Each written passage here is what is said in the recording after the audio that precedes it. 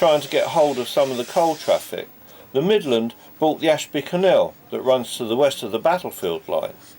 The Midland also sought Powers to build a line from Burton-on-Trent to join up with the Trent Valley Main Line at Nuneaton.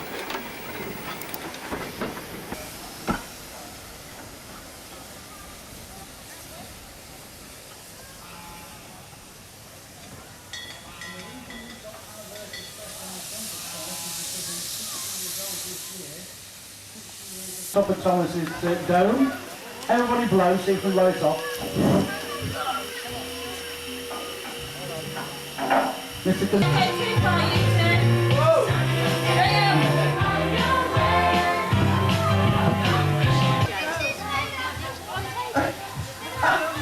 I heard somebody coming in the fire. Somebody put it down that chimney. Have a look in.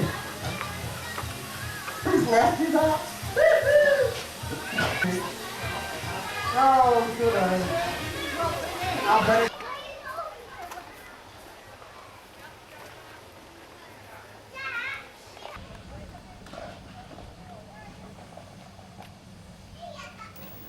You can see from these pictures what stunning surroundings Shackerston Station was built amongst.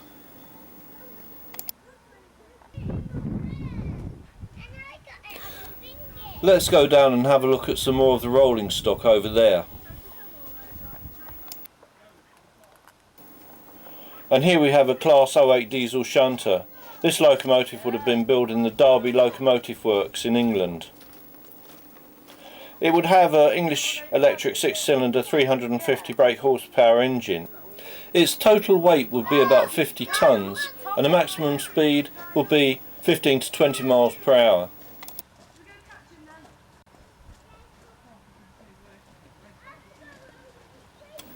And there in the distance we have Thomas again. Just can't get away from the little blighter. And here's another British Rail 060 shunter.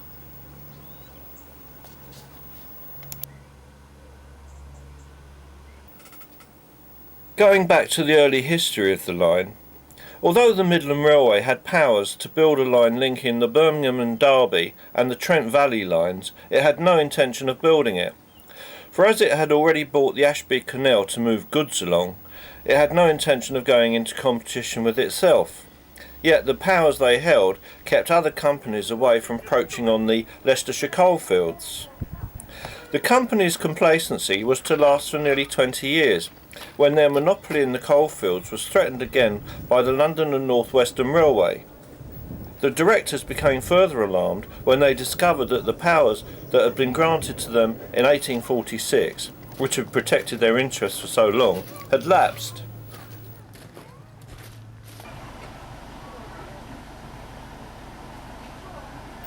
This building is of course an original, and it's been beautifully restored by volunteers.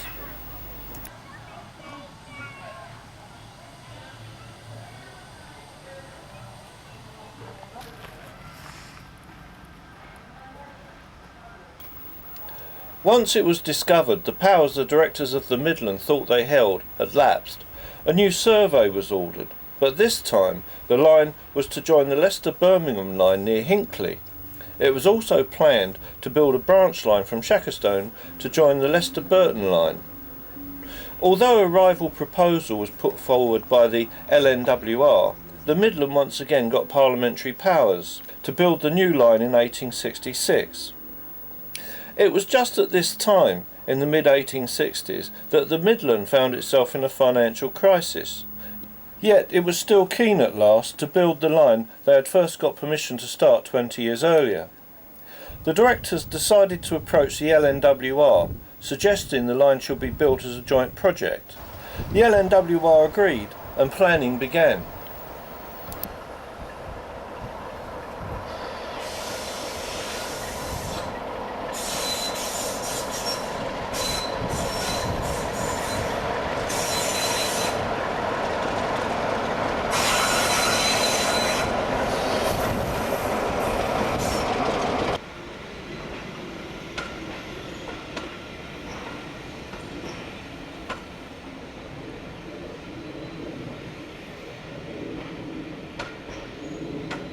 You can just see a houseboat which is moored on the Ashby Canal.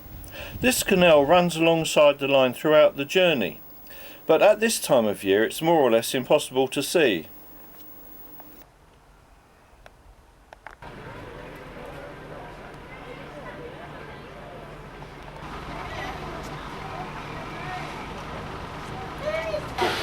Play this song.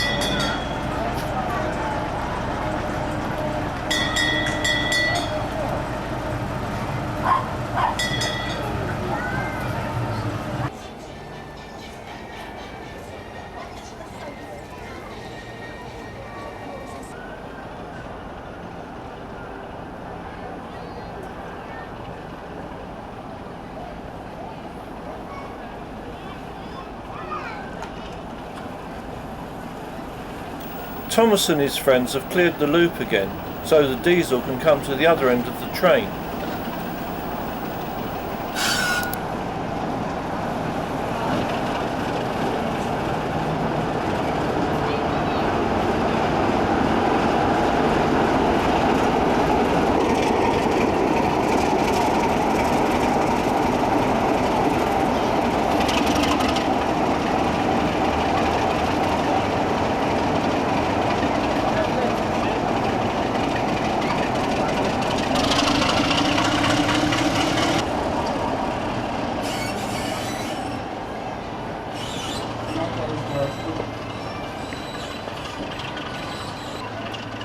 The signal box you can see there had to be built, as the old one had been demolished. The wooden part was originally used as a canal inspector's office. The lever frame came from Uttoxeter North.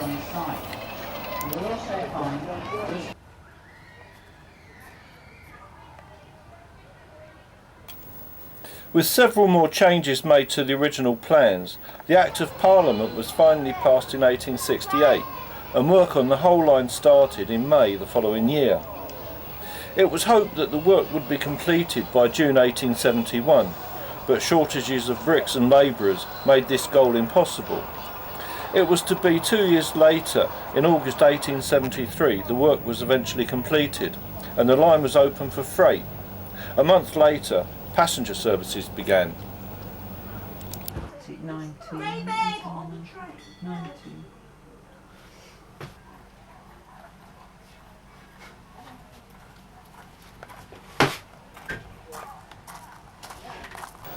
We're back on the train again, ready for our journey back to Shenton.